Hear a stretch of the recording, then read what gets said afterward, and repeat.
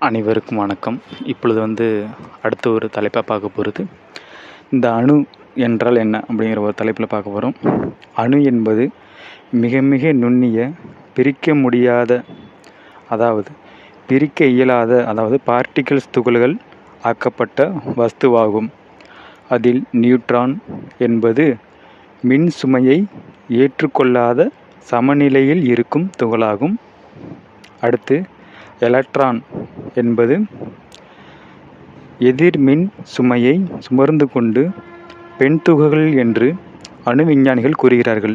Proton என்பது நேர்மின் சுமையை ஏற்றுக்கொள்ளும் தன்மையை உடைய ஆண் துகள்கள் என்றும் அணு விஞ்ஞானிகள் கூறுகிறார்கள்.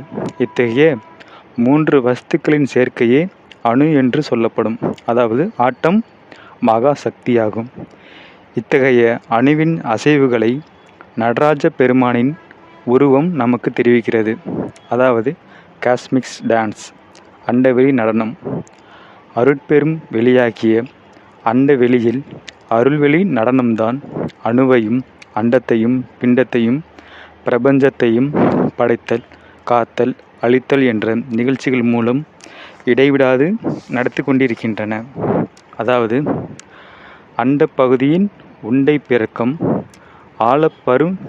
ஆழப்பருந்தன்மை, வளப்பெருங்காட்சி, ஒன்றனுக்கொன்று நின்றொழில் பகரின் 100 கோடியின் மேற்பட விரிந்தன. இல்நுழை கதிரின் துண்ணணுப் புரைய சிறியவாகப் பெரியோன் தெரியின். திருவண்ட பகுதியில் மாணிக்கவாசக பெருமான் திருவாசகத்தில் சொல்வார். உயிர் வாழும் ஜீவன்களுக்கு காணும் பகுதி தூல உடலாகும். புறக்கண்ணால் காண முடியாத சூக்கும உடல் உள்ளே உள்ளது. சூக்கும காரணமாயும் தூலம் காரியமாகவும் உள்ளது. காரியம் என்பது தேகம், காரணம் என்பது ஆகாயம். தூல தேகத்தை படைக்கும் தொழிலில் பிரம்மாவும், காப்பதற்கு விஷ்ணுவும், அழிப்பதற்கு ருத்ரனுமாக செயல்படுகிறார்கள். இவை அல்லாத சூரியகாயம், சித்தாகாயம் ஆகிய ஆகாய கூற்றிற்கு மகேசனும் சதாசிவமும் உள்ளார்கள்.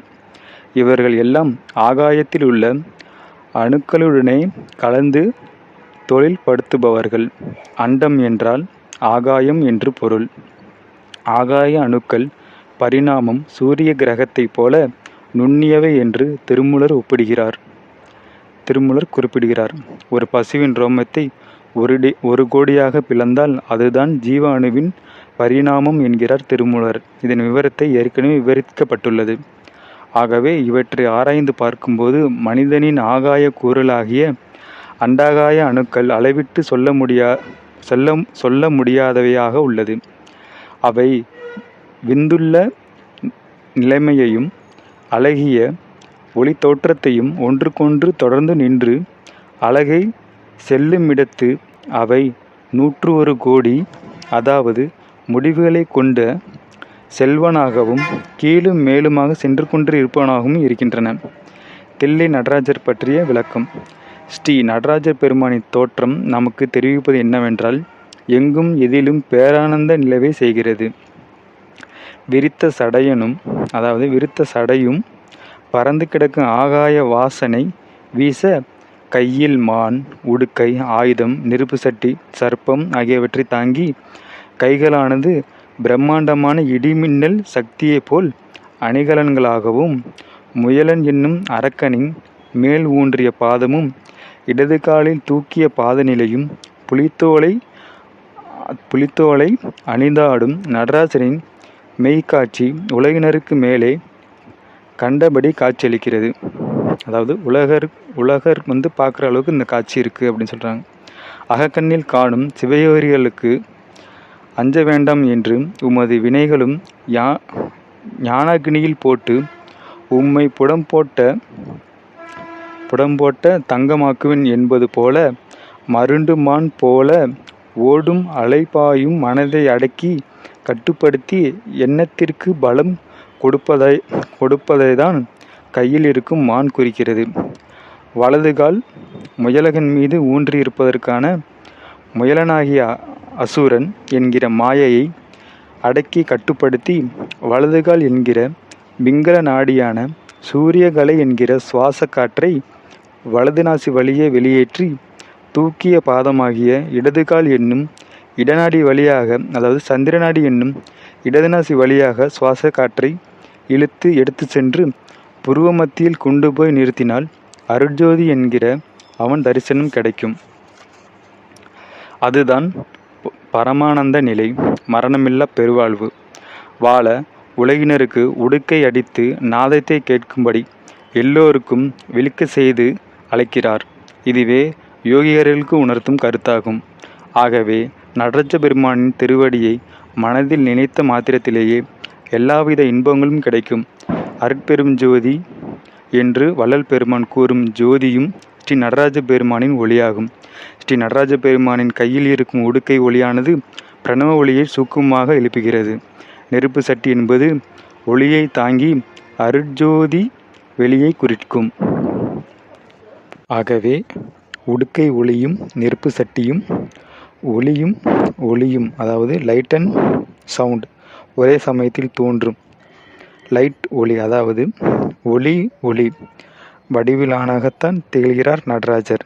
இந்த நிலைதான் இயற்கையின் ஆதி நிலையாகும். ஆகவே அண்ட வெளியிலிருந்து தோன்றியதே இயற்கை அமைப்பாகும். ஆகவே பிரணவம் என்கிற ஓம்கார ஓசையைதான் நம் முன்னோர்கள் ஆகாயத்தில் தெரிந்து கொண்டனர். சைவம் கண்ட இரு ராஜ வித்தைகளில் ஒன்று தியாகராஜ வித்தை, இன்னொன்று நடராஜ வித்தை. நடராஜ வித்தையானது இருதயத்தில் தியானிக்கப்பட வேண்டிய உருவம். திரியுடன் அபியாசம் செய்பவர் இந்த வித்தையை அறிந்திருக்க வேண்டும். இதுவே துறவியின் நிலையுள்ளவர்களுக்கு அடிப்படையான தத்துவமாகும். பஞ்சாட்சரத்துக்கும் கூத்துக்கும் தொடர்பு கொண்டு விளக்குவதே சைவ சமய கொள்கையாகும். திருமூலர் கிரிகை வழியில் பின்பற்றுபவர்களுக்கு திருவம்பல சக்கரத்தை விளக்கி ஞான நெறிக்கு 9ஆம் தந்திரத்தில் தூல பஞ்சாட்சரம், சூக்கும பஞ்சாட்சரம், அதிசூக்கும பஞ்சாட்சரம், அதாவது ஆதிசூக்கும பஞ்சாட்சரம் என்பவற்றை விளக்கி திருக்கூத்து தரிசனம், சிவானந்த கூத்து, அற்புத கூத்து, பொற்பதி கூத்து, பொற்றிலை கூத்து என்று விளக்கியுள்ளார். உருவ வழிபாடுகளுக்கு இதுவே சிறப்பான வடிவமாகும். திருமூலர் தூலமும் கூறி சூக்குமத்துள்ளே தத்துவங்களையும் அற்புத கூத்து என்பதில் விளக்கியுள்ளார். அற்புதம் என்பது ஞானத்துக்கு மறுபெயராகும். ரிக்வேதத்தில் அக்னிக்கு அப்பெயர் கொடுக்கப்பட்டுள்ளது. திருவாசகத்தில் மாணிக்கவாசக பெருமானின் அற்புத 10 இந்த ஞான நடனத்தையே விளக்கி கூறுகிறது. அற்புதத்துக்கு பிரபஞ்ச சிருஷ்டி என்ற ஒரு பொருளும் இருக்கிறது. சிருஷ்டியின் முதல் நிலையும் ஞானத்தின் இறுதி நிலையும் நேரே தொடர்புடையவையாகும். சிருஷ்டியானது மேலிலிருந்து கீழே இறங்குவதாகும். ஞானத்தில் கீழிலிருந்து மேலே ஏறுதல் நடைபெறுகிறது. உருவத்தோடு வழிபடும் முறை ஒன்று, யாதொரு உருவமும் இல்லாத ஒளி வழிபாடு ஒன்று. அதைத்தான் குரு தியானம் என்பார்கள். குரு என்றால் ஒளி, ஆசன் என்றால் சிவன் என்று பொருள்படும். குருவுருவன்றி குனிக்கும் உருவம் அருவுருவாவது அந்த அருவே திருபுரையாகித் திகழ் தருவாளும் உருவருவாகும் உமையவள் தானே என்று இந்த பாடலில் சொல்லியிருப்பார். மீண்டும் அடுத்த ஒரு பாடலில் சந்திப்போம். நன்றி, வணக்கம். சில பாடல்கள் எனக்கு அந்த வாய்ஸில் எனக்கு கட்டாய வரும். அதனால் சொல்ல தெரியாது. நீங்கள் உங்களுக்கு பிக்சராகவே நான் உங்களுக்கு கொடுத்துறேன். நீங்கள் அதை பார்த்து நீங்கள் தெளிவடைந்துக்குங்க. சரிங்களா? நன்றி, வணக்கம்.